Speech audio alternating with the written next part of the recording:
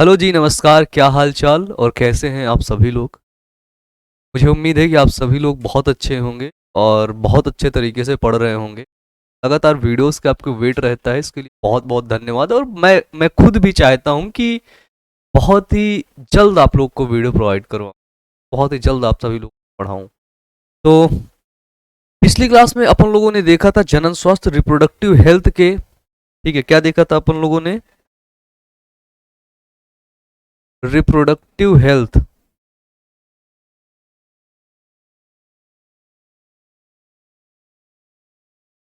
Productive health के जो most important question है जो कि आपके एनसीईआरटी में है। अब आप समझ रहे हैं कि वो क्वेश्चन आपके एनसीईआरटी में है तो कितने ज़्यादा इम्पॉर्टेंट वो सभी क्वेश्चन है। ठीक है, और इन्हीं एनसीईआरटी क्वेश्चंस का यहाँ पर आपको सॉल्यूशन दिया जा रहा है। ठीक है, जितने भी इम्पोर्टेंट क्वेश्चन यहाँ पर एनसीईआरटी में आपके हैं, इन्हीं सारे एनसीईआरटी क्वेश्चन आपको वीडियोस के फॉर्म में प्रोवाइड किया जा रहा है। ठीक है, प्रश्नोत्तर मतलब पूछे गए हैं, एनसीईआरटी ने पूछे आपसे प्रश्न। अब आपको उन सभी प्रश्नों का क्या करना है, उन सभी प्रश्नों का देना है बेहतर तरीके उत्तर। ठीक है, तो अपन लोग क्या करेंगे, पिछली क्लास में अपन लोग कई क्वेश्चन के बारे में देख लिए थे और मुझे उम्मीद है कि आप लोगों ने बेहतर तरीके से समझा। और आज फिर अपन लोग देखते हैं कि नया चैप्टर, नए क्वेश्चंस क्या हैं हमारे।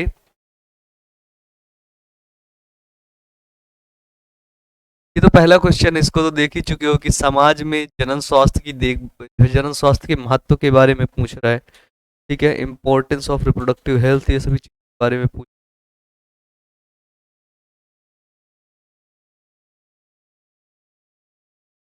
ये क्वेश्चन हो गया था क्या? जनसंख्या विस्फोट क्वेश्चन हो गया था कल। ये वाला एमनियोसेंटेसिस की क्रिया भी हो गई थी कल, मैंने आपको पढ़ाया था ना एमनियोसेंटेसिस क्या होता है, क्यों करवाते हैं इसको। हाँ, एमनियोसेंटेसिस के बाद अगले क्वेश्चन नहीं हुए हैं। ठीक है, तो अब हम लोग क्या करेंगे, नेक्स्ट क्वेश्चन से कंटिन्यू करेंगे। चलिए, हमारा एनसीईआरटी का अगला क्वेश्चन क्या कहता है, बड़ा शानदार सा और बड़ा प्यारा सा क्वेश्चन, कि जो बंध्य दंपत्ति हैं, बंध्य दंपत्ति मतलब समझ रहे हो ना, कि जो बच्चे नहीं पैदा कर पा रहे हैं, ऐसे शादीशुदा जोड़े जो 4 साल 5 साल 6 साल हो गया है लेकिन उनके पास अभी तक बच्चा नहीं है। ठीक है, को बोलते हैं बंध। बंध दंपत्ति को संतान पाने हेतु सहायता देने वाली कुछ विधि बताइए। तो बंध दंपत्ति हैं, वो जो है मतलब बच्चे नहीं पैदा कर पा रही हैं, ऐसी विधि बताइए जिससे वो बच्चा पैदा कर सके। ऐसी कौन कौन सी विधि? हमने रिप्रोडक्टिव हेल्थ में सारी चीजों के बारे में डिटेल से पढ़ा है ना। टेस्ट ट्यूब बेबी क्या होता है, आईवीएफ टेक्नोलॉजी क्या होता है, पढ़ा था ना। तो वही सारी चीजों के बारे में हम बता देंगे कि भैया ये होता है और ऐसे ऐसे कर लोगे तुमको बचवा हो जाएगा, है ना। चलिए, पहला क्या है कि परख नली शिशु को बोलते हैं टेस्ट ट्यूब बेबी। ठीक है, अब उनको, इन दोनों लोग को बताएंगे हम लोग ना कि भाई क्या क्या करना है तुमको, ये और ये इनको हमें बताना है। पहला है टेस्ट ट्यूब बेबी, हमें बताना होगा कि भैया टेस्ट ट्यूब बेबी में क्या होता है। तो इसके अंतर्गत जो शुक्राणु होता है, क्या होता है, जो आपका शुक्राणु होता है और अंडाणु को इन विट्रो निषेचन कराया जाता है। क्या कराया जाता है? वो कराया जाता है इन विट्रो फर्टिलाइजेशन। ठीक है, क्या कराया जाता है? इन विट्रो निषेचन करवाया जाता है, इन विट्रो फर्टिलाइजेशन करवाया जाता है। ठीक है, इसके पश्चात क्या होता है, भ्रूण को सामान्य स्त्री के गर्भाशय में प्रत्यारोपित कर दिया जाता है। ठीक है, यानी कि लैब में ये सारी चीजें करवाई जाती है, शुक्राणु और अंडाणु को बनाया जाता है। जब वो सेल स्टेज के हो जाता है तो उसको क्या किया जाता है, तो आपका लैब में जो है, सॉरी, लैब से उस टेस्ट ट्यूब से निकाल के क्या किया जाता है, महिला के गर्भाशय में क्या किया जाता है, प्लांट कर दिया जाता है, यानी कि प्रत्यारोपित कर दिया जाता है। ठीक है, स्त्री के गर्भ में गर्भकाल की अवधि पूर्ण होने पर सामान्य रूप से का जन्म होता है। ठीक है, जब 9 महीने हो जाएगा, यानी कि देखो, शुक्राणु और अंडाणु फैलोपियन ट्यूब में जाकर के मिलता है। अगर हम किसी तरह से शुक्राणु और अंडाणु को बाहर यानी कि लैब में मिला देते हैं आपस में, ठीक है, तो वो जाइगोट बन जाता है। ठीक है, फिर जाइगोट में क्लीवेज होने लगता है, यानी कि विदलन होने लगता है। जब उस जाइगोट में क्लीवेज होता है, तब अगर उस जाइगोट को हम समझ जाएं कि 16 सेल स्टेज का हो गया, 8 सेल स्टेज का हो गया, 32 सेल स्टेज का हो गया, अब उसको हम क्या करें, गर्भाशय के एंडोमेट्रियम में हम उसको किसी तरह से इम्प्लांट कर दें, वही जाइगोट को। शुक्राणु और अंडाणु बाहर था, लैब में उसको मिलाया गया, आपस में मिला, बन गया जाइगोट। अब जाइगोट को क्या किए, स्वस्थ गर्भाशय है जहां से वो जाइगोट मतलब खाना पीना पाके, है ना, बिल्कुल चमक उठे, वहीं पर क्या किया जाता है, इम्प्लांट कर दिया जाता है। और अगर गर्भाशय खराब हुआ तो स्त्री का, अगर स्त्री गर्भाशय खराब हुआ तो क्या किया जाता है, उसके लिए सैरोगेट मदर का सहारा लिया जाता है। ठीक है, चलिए दूसरी चीज क्या है अपने पास, दूसरी चीज है युग्मक अंतः फैलोपियन स्थानांतरण, जिसको कहते हैं जिफ्ट। ये क्या बोलते हैं, जिफ्ट, GIFT। ठीक है, इंग्लिश में बोलते हैं गैमीट इंट्राफैलोपियन ट्रांसफर। ठीक है, तो इंग्लिश में बोलते हैं गैमीट इंट्राफैलोपियन ट्रांसफर। ठीक है, यानी कि गैमीट को फैलोपियन ट्यूब में ट्रांसफर करने की विधि है, कौन सी, जिफ्ट। जिफ्ट मतलब देखो GIFT। ठीक है, गैमीट इंट्राफैलोपियन ट्रांसफर। गैमीट का मतलब क्या होता है, जैसे मेल गैमीट और फीमेल गैमीट, है ना, तो इन्हीं मेल और फीमेल गैमीट का ट्रांसफर करना, कहां पर करना, फैलोपियन ट्यूब पर करना। बिल्कुल सिंपल, बताओ है ना सिंपल, इन्हीं गैमीट को ट्रांसफर करना, कहां पे करना, फैलोपियन ट्यूब पे कर देना। भाई क्या है, देखो कि इस विधि का प्रयोग उन महिलाओं पर किया जाता है जो लंबे समय से बंद है। ठीक है, उन महिलाओं पर इस विधि का प्रयोग किया जाता है जो लंबे समय से क्या है, बंद हैं। ठीक है, फर्टाइल हैं। ठीक है, तो क्या होता है कि इसके अंतर्गत जो है लेपोस्कोप के द्वारा, देखो इसके द्वारा लेप्रोस्कोप की सहायता से, ठीक है, लेप्रोस्कोप की सहायता से फैलोपियन नलिका के एम्पुला में शुक्राणु व अंडाणु का निषेचन कराया जाता है। ठीक है, जो लैप्रोस्कोप होता है उसकी सहायता से क्या किया जाता है, शुक्राणु और अंडाणु का महिला के कहां पर, फैलोपियन ट्यूब के एम्पुला वाले भाग पर निषेचन की क्रिया करवाई जाती है, किसमें, जिफ्ट में। यानी कि गैमीट को ट्रांसफर किया जाता है, नर गैमीट और मादा गैमीट को ट्रांसफर किया जाता है। ठीक है, चलिए अगला देखिए, तीसरा है अपने पास अंतः कोशिकी द्रवीय शुक्राणु भेदन, इंग्लिश में इंट्रासाइटोप्लाज्मिक स्पर्म इंजेक्शन। क्या है, इंट्रासाइटोप्लाज्मिक स्पर्म इंजेक्शन, नाम बड़ा प्यारा है ना, जैसे नाम बड़ा प्यारा है वैसे ये भी आसान है। इंट्रा मतलब अंदर, साइटोप्लाज्मिक मतलब कोशिका के साइटोप्लाज्म में, स्पर्म का मतलब जिसके अंदर स्पर्म, इंजेक्शन का मतलब इंजेक्शन जिसमें स्पर्म भरे हैं, है ना, समझ में आ गए। अभी देखो, अब देखो क्या है, इसके अंतर्गत शुक्राणुओं को क्या किया जाता है, इसके अंतर्गत शुक्राणुओं को यानी कि स्पर्म को, ठीक है, क्या होता है ध्यान से देखना, इसके अंतर्गत शुक्राणुओं को प्रयोगशाला में संबंधित माध्यम में रखकर प्रत्यक्ष ही अंडाणु में भेद दिया जाता है। ठीक है, जैसे ये अंडाणु है, ओवम है, ठीक है, और एक हमने इंजेक्शन लिया और इस इंजेक्शन में क्या किया, इस इंजेक्शन में अपन ने शुक्राणु को भरा और इस इंजेक्शन को सीधे यहां से यहां पर भेज दिया, ये दोनों का निषेचन हो गया, क्या हो गया, अब यहां पर फर्टिलाइजेशन हो गया और फर्टिलाइजेशन के दौरान ये क्या बन गया, ये यहां पर आपका जाइगोट बन गया। ठीक है, क्या बन गया, जाइगोट भेद दिया जाता है। तत्पश्चात भ्रूण या युग्मनज, भ्रूण जिसको बोलते हैं एम्ब्रियो, ठीक है, भ्रूण या युग्मनज को स्त्री के गर्भाशय में स्थापित कर दिया जाता है। जब ये भ्रूण बाहर बना, ये भ्रूण कहाँ बना, लैब में बना। ठीक है, अब इस भ्रूण को उठा करके स्त्री के गर्भाशय में क्या कर देते हैं, इम्प्लांट कर देते हैं। ठीक है, प्रत्यारोपित कर देते हैं, डाल देते हैं। ठीक, अगला है कि कृत्रिम गर्भाधान। ठीक है, कृत्रिम गर्भाधान का मतलब होता है आर्टिफिशियल इंसेमाइनेशन करवा देना। ठीक है, आर्टिफिशियल इंसेमाइनेशन का मतलब ये होता है कि कुछ मेल होते हैं, ठीक है, कुछ पुरुष होते हैं जिनका जो सही तरीके से इंसेमाइनेशन नहीं कर पाते, मतलब कि वीर्य सेचन की क्रिया को नहीं कर पाते हैं।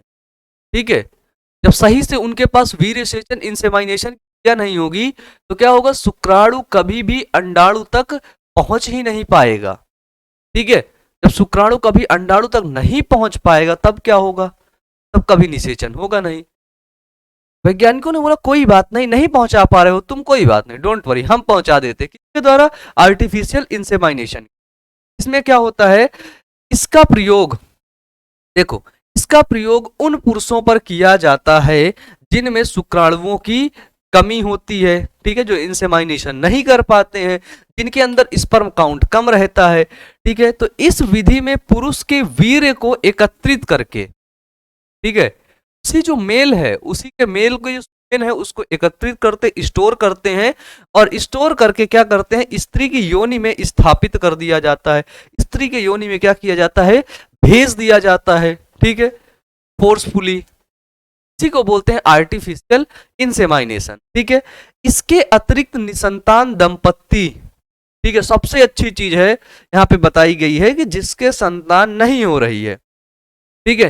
इसके अतिरिक्त क्या बताया गया कि जो संतान दंपत्ति हैं, जैसे आप नहीं है, है ना, लोग को लग रहा होगा मैं कह दूंगा आप है ना, आप नहीं है ना, जैसे कोई और है आपके आसपास, सबसे अच्छी चीज यह है कि वो भाई ये सब फर्जी की चीजों में अगर ना पढ़ना चाहे, मतलब ऐसी चीजों में, क्योंकि इनमें क्या है, ये कॉस्टली है, ठीक है, इन महंगा पड़ता है, बहुत पैसे लगते हैं, ठीक है। तो इनसे अगर आप बचना चाहते हैं तो जो निसंतान दंपत्ति हैं वो किसी अनाथ व आश्रयहीन बच्चों को, ठीक है, कि आपके अनाथ बच्चे होते हैं जिन पर कोई आश्रय नहीं होता है, आश्रयहीन बच्चों को क्या है कि कानूनी रूप से, कैसे, कानूनी रूप से गोद ले सकते हैं, बचपन से ही उसको गोद ले सकते हैं, ठीक है। और उसमें उनको कोई दिक्कत नहीं कि बाद में उनको 10 साल का हो जाए कोई उनको छीन ले जाएगा, नहीं, उसको कानूनी रूप से गोद ले सकते, है ना। बताइए इसमें आपका क्या राय रहेगा, मैं अगर अगर आप लोगों के सामने ये चीजें आएंगी तो आप इस चीज को कैसे टैकल करो, एक बार अपनी राय नीचे कमेंट बॉक्स में जरूर कमेंट करना, ठीक है। चलिए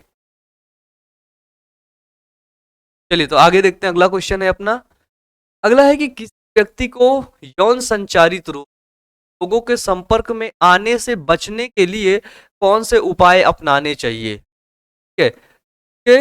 सेक्सुअल ट्रांसमिटेड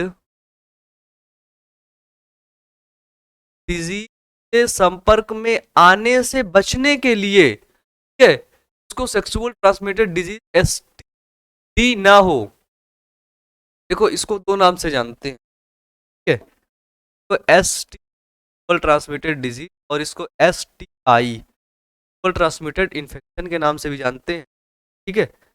सभी चीजों को याद रखना, बहुत छोटी सी बात है लेकिन बहुत ज्यादा ध्यान देने की बात है ये, ठीक है। चलिए क्या है कि किसी व्यक्ति को यौन संचारित रोगों से बचने के लिए निम्नलिखित उपाय हैं। भी व्यक्ति है वो अगर सेक्सुअल ट्रांसमिटेड डिजीज से बचना चाहता है तो उसके लिए बहुत ढेर सारे उपाय हैं, बहुत ढेर सारे मतलब जो उपाय हैं वो बताते हैं, ठीक है। चलिए पहला क्या है अपना, पहला है कि किसी अनजान व्यक्ति के साथ बहुत से व्यक्तियों के साथ यौन संबंध ना रखें, ठीक है। कहने का मतलब है कि किसी के पास कोई अनजान व्यक्ति, आप उसे नहीं जानते हैं, ठीक है, तो उसके साथ क्या है आपके यौन संबंध नहीं होने चाहिए, ठीक है। और आपके मल्टीपल सेक्स पार्टनर नहीं होने चाहिए, ठीक है, कि एक से अधिक है, 5 हैं, 10 हैं, 20 है, तो ऐसे मल्टीपल सेक्स पार्टनर नहीं होने चाहिए, ठीक है। अगर हैं तो उससे क्या है, एसटीडी फैलने का चांसेस है। सेक्सुअल ट्रांसमिटेड जो डिजीज होती हैं, सबसे खतरनाक डिजीज HIV, ठीक है, HBsAg जो है हेपेटाइटिस बी, ठीक है, इन सभी बीमारियों के फैलने के चांसेस रहते हैं, ठीक है।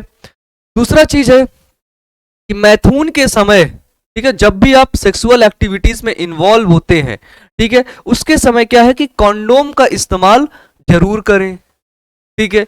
इससे क्या होता है, इससे आप सेक्सुअल ट्रांसमिटेड डिजीज से बच सकते हैं, ठीक है। नेक्स्ट है कि यदि कोई लक्षण आपको समझ में आ रहा है, ठीक है, कोई भी लक्षण समझ में आ रहा है कि यार है ना, उस दिन के बाद से 5 दिन हो गए हैं और आज कुछ ऐसा कुछ फील हो रहा है, ठीक है, तब आपको क्या करना है, यदि कोई आशंका है तो तुरंत ही प्रारंभिक जांच के लिए किसी डॉक्टर से जाकर के मिलें और रोग का पता चले तो पूरा इलाज करवाएं, ठीक है। तुरंत आपको क्या करना है, जाकर के डॉक्टर से मिलना है, अगर आपको रोग का पता चल गया कि भैया ये रोग है, ठीक है, तो तो उसका तुरंत इलाज करवाइए, ठीक है, क्योंकि जो एसटीडी होती, सेक्सुअल ट्रांसमिटेड डिजीज होती हैं, अगर उनको प्रारंभिक स्टेज में जान लिया गया, समझ लिया गया, क्योर कर लिया गया, तो वो मतलब उनको लगभग कुछ चांसेस होते हैं कि जो है मतलब वो कर सकते हैं, क्योर कर सकते हैं, बहुत कम चांसेस होते हैं प्रारंभिक स्टेज में भी, ठीक है। तो प्रारंभिक स्टेज में थोड़ा सा वो रहता है कि व्यक्ति को कुछ दिनों तक बचाया जा सकता है या फिर मेडिसिन वगैरह दे करके ट्रीटमेंट हो सकता है।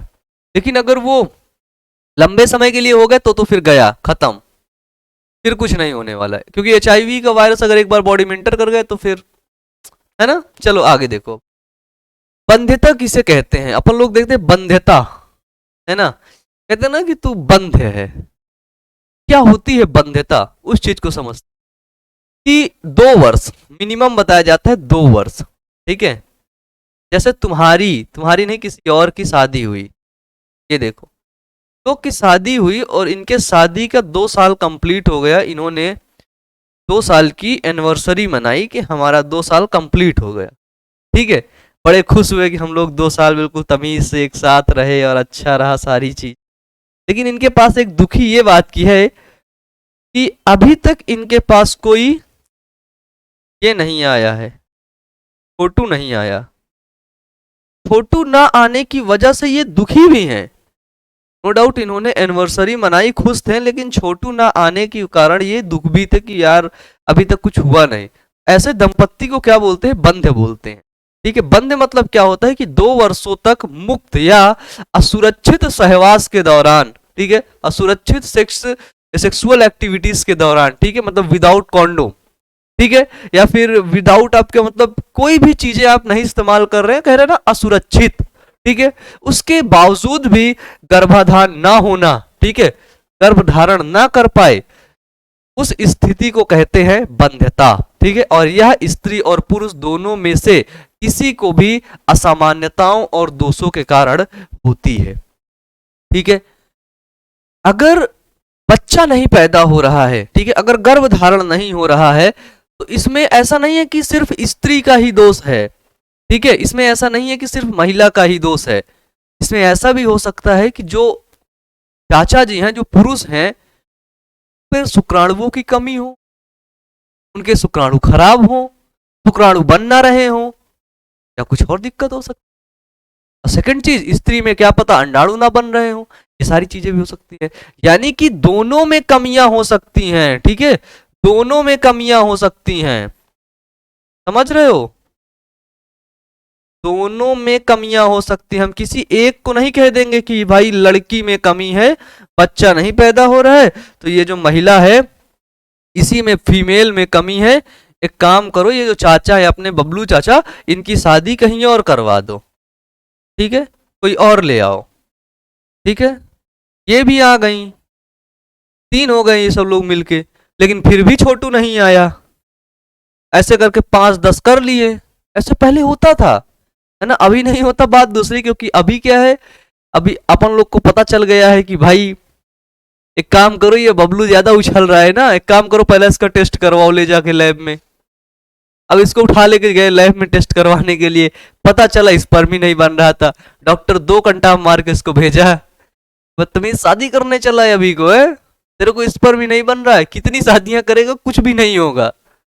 तो बेचारा मुंह लटका गया, या डॉक्टर से पूछा कि आप बताइए क्या होगा आगे, तो डॉक्टर ने दवा लिखा, बताया कि देखो ऐसे ऐसे करो हो जाएगा, है ना, इस तरह करके आज की डेट में पता चल गया। लेकिन पहले क्या था, पहले इतनी जानकारी नहीं थी, पहले लोग इतना पढ़े लिखे नहीं थे, क्या होता था कि इस बबलू बेचारे को बिल्कुल सब, है ना, इसकी शादियां पे शादियां करवा देते थे, ठीक है, और फिर भी नहीं हुआ तो तब भी इस दोस्त बबलू को नहीं देते कि इस पर दिक्कत है, ठीक है, क्योंकि हमेशा से ये समझ लो इतिहास से ही, मतलब पुरुषों को, मेल को क्या किया गया है, हमेशा से एक मतलब बड़े ओहदे पर रखा गया है कि भाई बहुत शक्तिशाली है, बहुत पावरफुल है, वगैरह वगैरह, ये सारी चीजें, है ना, बहुत मजबूत है ना, जैसे सुनाया जाता है उसमें कि मर्द को कभी दर्द नहीं होता, है ना, ऐसे करके ये सारी चीजें। लेकिन ये सारी चीजें झूठ हैं, एकदम झूठ है, सच्चाई है, ठीक है, एकदम झूठ है ना। सबसे शक्तिशाली वो फीमेल्स होती है, वो महिलाएं होती हैं जिनको दबाया गया, जिनको बताया गया कि तुम कमजोर हो, बचपन से ही उनको बिल्कुल, है ना, वो कर दिया जाता है, और वैसा माइंड मेकअप रहता है, तो वैसे ही बच्चे फिर मस्त रहते हैं। वैसे ही लड़कियों को लगता है कि यार सच में हम कमजोर हैं, सामने वाला बहुत तेज है ना। ऐसा बिल्कुल भी नहीं है। अगर आप लोग ओशो को सुनते हो, ठीक है, रजनीश, कई बच्चे सुनते हैं, एक बार जब मैं वीडियो में बोला था तो आप लोगों ने बताया था, ठीक है। अगर आप ओशो को गहराई से सुनेंगे तब वो उसमें कई चीजें ऐसी बताते हैं, ठीक है। जैसे उन्होंने बताया कि प्रकृति में जब 100 लड़कियां पैदा होती हैं, लड़कियां फीमेल, तो जो लड़के पैदा होते हैं वो पैदा होते हैं 116 लड़के, है ना, 116 लड़के पैदा होते हैं। तो क्यों? तुम बोलोगे भैया ये 16 लड़के शादी किससे करेंगे, अब 16 तो ज्यादा हो गए। हाँ भाई ठीक है, प्रकृति को पता है कि ये लड़का है मर जाएगा, प्रकृति को पता है कि जब बड़े होते होते ये लड़का क्या करेगा, मर जाएगा, 16 मर जाएंगे, है ना, लगभग में 100 बचेंगे, रेशियो बैलेंस रहेगा, बराबर रहे, हाँ। क्योंकि प्रकृति, सोचो नेचर को भी यकीन है कि जो लड़कियां है ना वो उनको 100 ही देता है बस, है ना, समझ रहे हो, ये सारी चीजें चलती हैं। चलो फिर आगे है अपना क्वेश्चन। चलिए अपना क्वेश्चन, निम्नलिखित वाक्य सही है या गलत है, आपको व्याख्या करनी है। आपको बताना है कि ये जो दिए गए वाक्य हैं ये आपके सही हैं या फिर क्या हैं, गलत हैं, ठीक है। जैसे पहला है कि गर्भपात स्वतः भी हो सकता है, बताइए, इसको आपको बताना है, अगर आप बताएं तो, बाकी मैं तो बता ही दूंगा, ठीक है। गर्भपात स्वतः हो सकता है,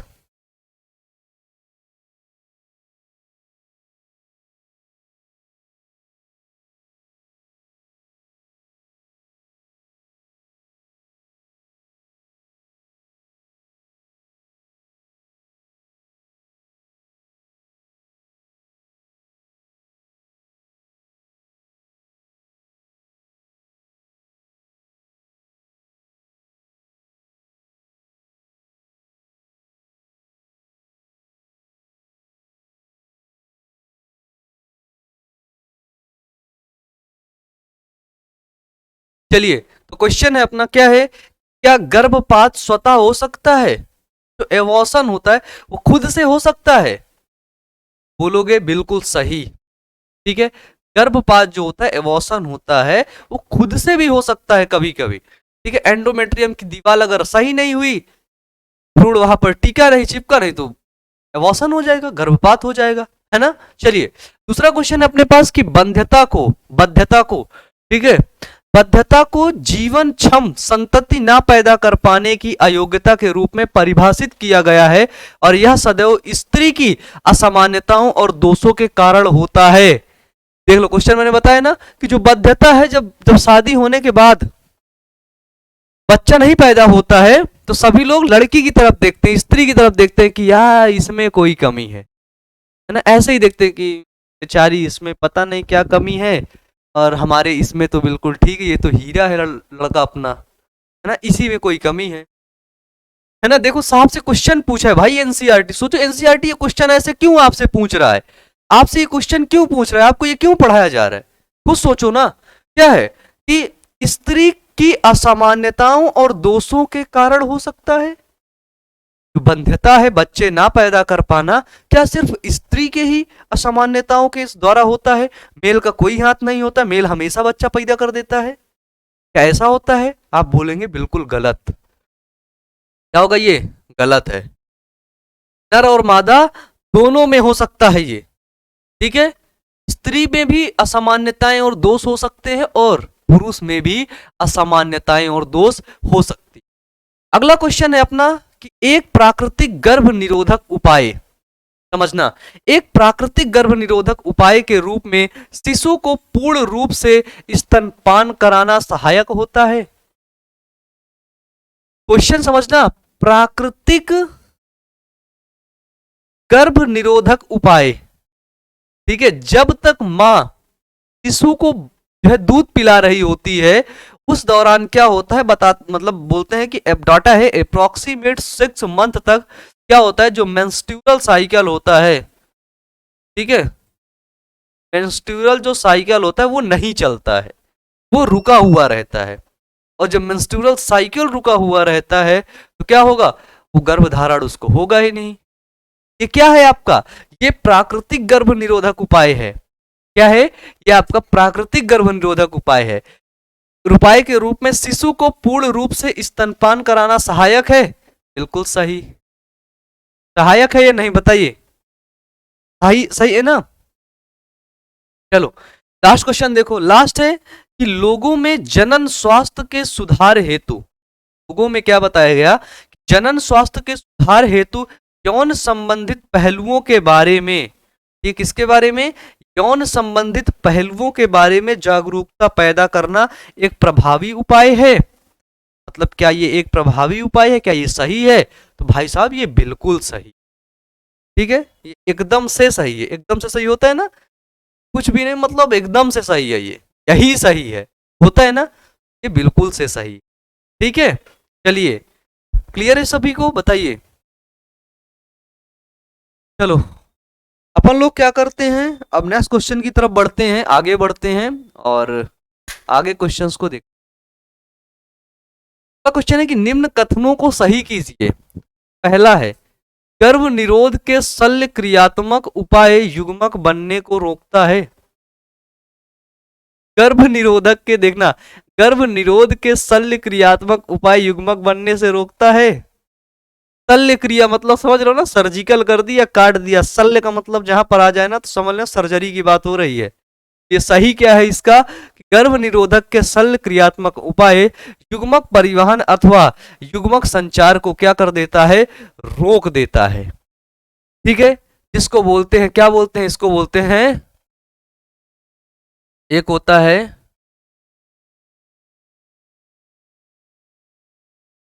वैसेक्टॉमी और दूसरा होता है ट्यूबेक्टॉमी,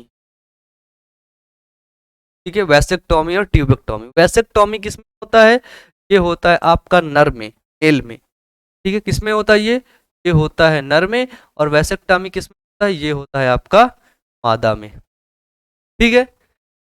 तो दूसरा है कि सभी प्रकार के यौन संचारित रोग पूरी तरह से उपचार योग्य है। सही करो इसको, क्या सभी प्रकार के सेक्सुअल ट्रांसमिटेड डिजीज उपचार योग्य है, को क्योर किया जा सकता है।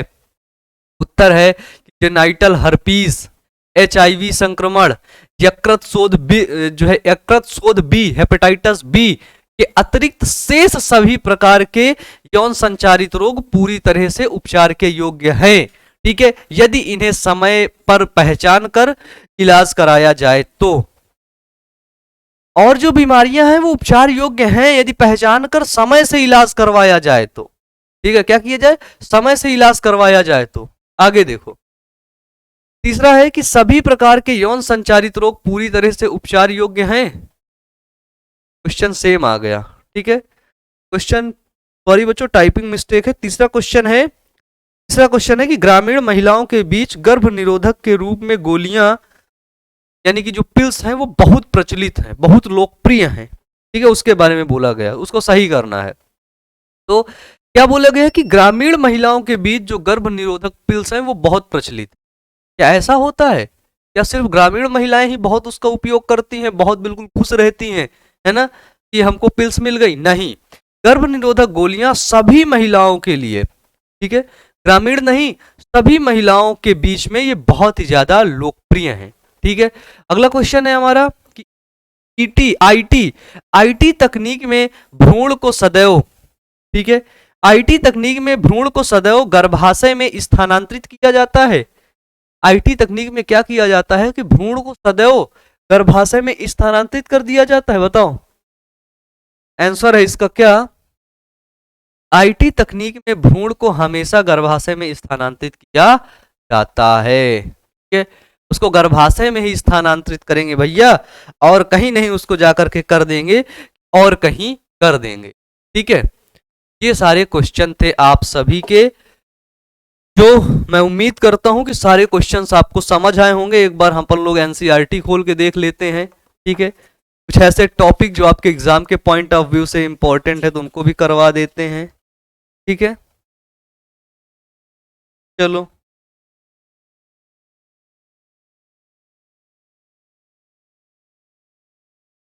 देखो हाँ, एक चीज यहाँ पे हमको एक चीज आपको ये समझाना है, क्या है कि जो आपका वैसेक्टॉमी होता है, ठीक है, वैसेक्टॉमी, जिसको बोलते हैं नर नसबंदी, क्या बोलते हैं, पुरुष नसबंदी। नसबंदी का मतलब क्या होता है, नस को काट के बांध देते हैं, ठीक है, तो क्या बोलते हैं, उसको बोलते हैं वैसेक्टॉमी।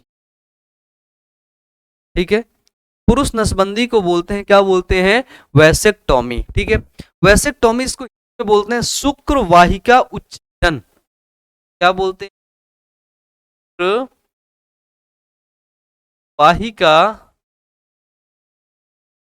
छेदन।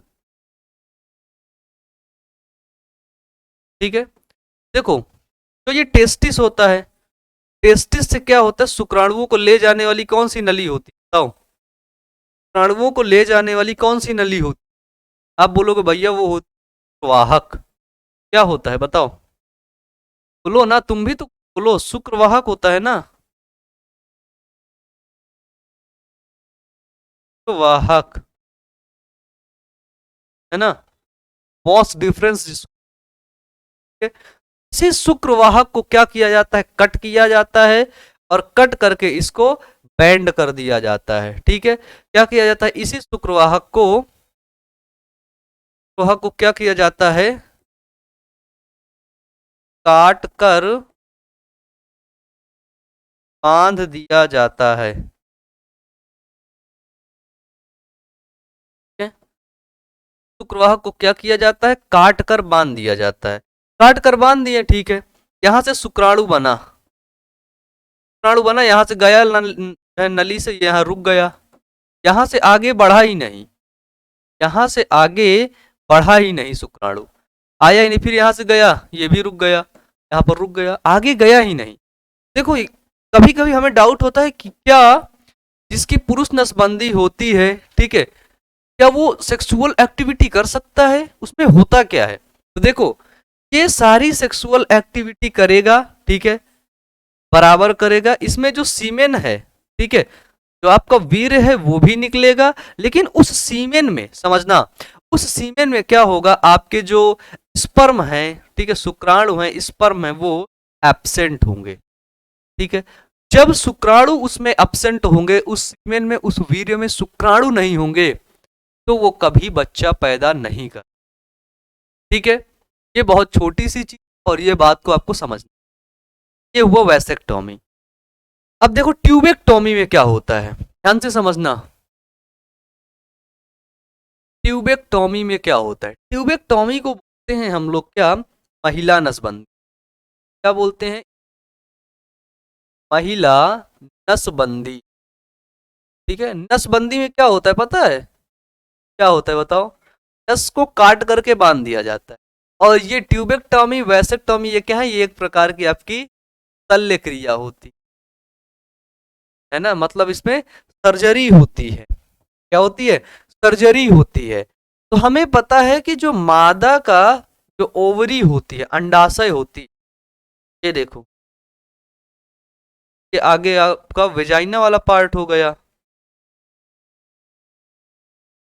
ठीक है, आगे योनि का पार्ट हुआ, ये आगे आपका फंडस हो गया, है ना, ये चलिए,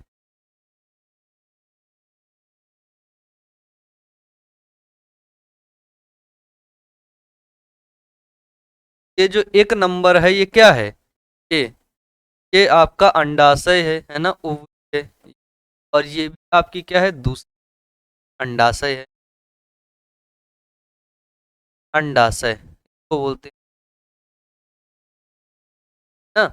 और एक चीज और याद रखना कि इसके जो पीछे है, क्या है, ये दोनों, इसको बोलते हैं टेस्टिस। क्या बोलते हैं, हिंदी में बोलते हैं वृषण, है ना, वृषण जो होते हैं, टेस्टिस होते हैं, कभी छू के देखना, वो नीचे क्या होते हैं, एक पाउज नुमा थैली में लटके हुए होते हैं, है ना, एक पाउज लाइक थैली में क्या होते हैं, वो लटके हुए होते हैं दोनों, ठीक है।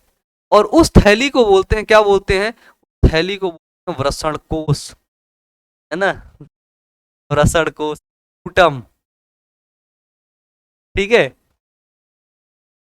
ठीक है? मतलब देख सकते हो, है ना। और वो देखने लायक, मतलब देखने को है भी भाई, क्या दिक्कत है यार उसमें देखने का, मतलब क्या दिक्कत है बताओ, हाँ। और इसको देखो, पाउच नुमा थैली में होता है, उसके बीच में एक लाइन होती है, उस लाइन को बोलते हैं रैफे, ठीक है।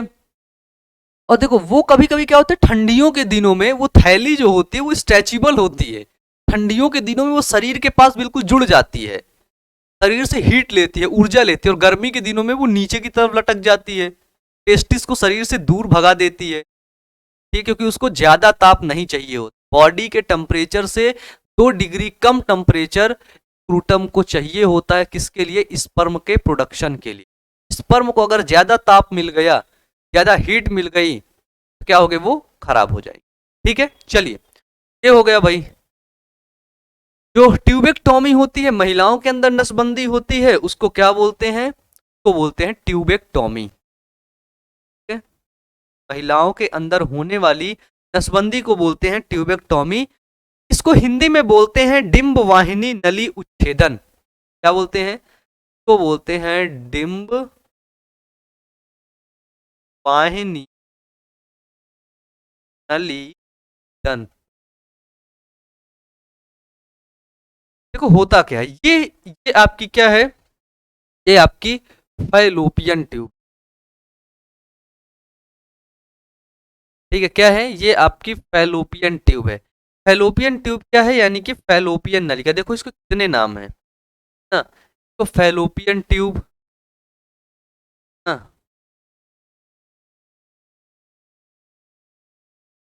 नलिका का नाम है डिंब वाहिनी, क्या है, डिंब वाहिनी।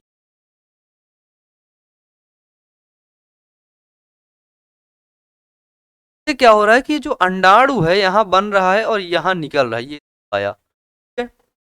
जब यहाँ से अंडाणु निकला तो ये कहाँ पर आया, ये फैलोपियन ट्यूब में ही ना आया, कहाँ पर आया, ये फैलोपियन ट्यूब में आया ना। तो ये जो अंडाणु है फैलोपियन ट्यूब में आता है। अगर हम देखो ध्यान से देखना, इसी फैलोपियन ट्यूब को यहाँ से कट करें और बांध दें, यहाँ से कट करें बांध देंगे तो अंडाणु यहाँ से आएगा, यहाँ पहुंचेगा, यहाँ पहुंचेगा, यहाँ पे स्टॉप हो जाएगा, रुक जाएगा। और इधर से, इधर वेजाइना योनि से होते हुए अगर शुक्राणु आएगा, क्या आएगा, शुक्राणु आएगा, तो क्या आएगा, शुक्राणु यहीं पर आ करके जाएगा, मर जाएगा इसी जगह। इन दोनों के बीच में इस जगह पर यहाँ पर क्या होगा, निषेचन की क्रिया होगी ही। अगर निषेचन की क्रिया नहीं होगी, बच्चे नहीं पैदा कर पाएंगे। निषेचन की क्रिया में क्या होता है, ध्यान से समझना कि जो अंडवाहिनी है, ठीक है, फैलोपियन ट्यूब को कट करके, इसीलिए इसको बोलते हैं डिंब वाहिनी नली उच्छेदन, क्या बोलते हैं, इसको बोलते हैं डिंब वाहिनी नली उच्छेदन, ठीक है। और ये आपकी क्या होती हैं, शल्यकरण विधियां होती हैं, और ये आपकी जो है परमानेंट मेथड होते हैं, ठीक है। क्या होते हैं, ये गर्भ निरोधक के परमानेंट मेथड, ठीक है, मतलब हमेशा के लिए हो गया, ठीक है। चलो, और इसमें बताने वाली और जो चीजें, कोई टॉपिक ऐसा है जो आपको समझ में नहीं आया हो, देखो मेल के लिए, तो मेल के लिए कॉन्डोम इस्तेमाल होता है, ठीक है, और फीमेल के लिए डायाफ्राम का इस्तेमाल होता है, ठीक है। जनसंख्या नियंत्रण, हम दो हमारे दो, सारे नारे को लगाया गया, लोगों को बताया गया कि भाई ऐसा ऐसा भी होता है, ठीक है। लोगों को श्रव्य मतलब कानों में सुनाया गया, हम दो हमारे दो, सरकारी सरकारी जगहें होती वहां पर लिखवाया गया, है ना। और एक चीज अगर आपसे क्वेश्चन पूछे कि बताओ, परिवार नियोजन यानी कि परिवार नियोजन के कार्यक्रम की शुरुआत कब हुई थी, तो परिवार नियोजन के कार्यक्रम की शुरुआत हुई थी 1951 में, ठीक है। 1951 में क्या हुआ था, परिवार नियोजन के कार्यक्रम की शुरुआत हुई थी। तो जो भारत के आजाद होने के कुछ साल के बाद ही यहाँ जनसंख्या इतनी तेजी से बढ़ी, इतनी तेजी से बढ़ी, गवर्नमेंट को, सरकार को क्या करना पड़ा, परिवार नियोजन ये सारी चीजों के, इन सारी चीजों के बारे में लोगों को अवेयर करना पड़ा, लोगों को बताना पड़ा। ठीक है, और यही परिवार नियोजन अब परिवार कल्याण के नाम से जाना जाता है। अब किसके नाम से जाना जाता है, तो अब वो जाना जाता है परिवार कल्याण के नाम से।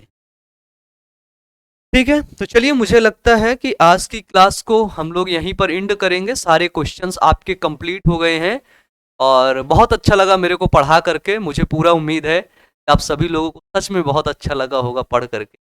तो जल्दी से सभी लोग वीडियो को लाइक कर दीजिएगा और अपने सभी प्यारे प्यारे से दोस्तों के पास शेयर कर दीजिएगा। ठीक, सारे दोस्तों के पास शेयर कर दीजिएगा। मिलते हैं हम लोग नेक्स्ट वीडियो में। Wish you all the best. Thank you.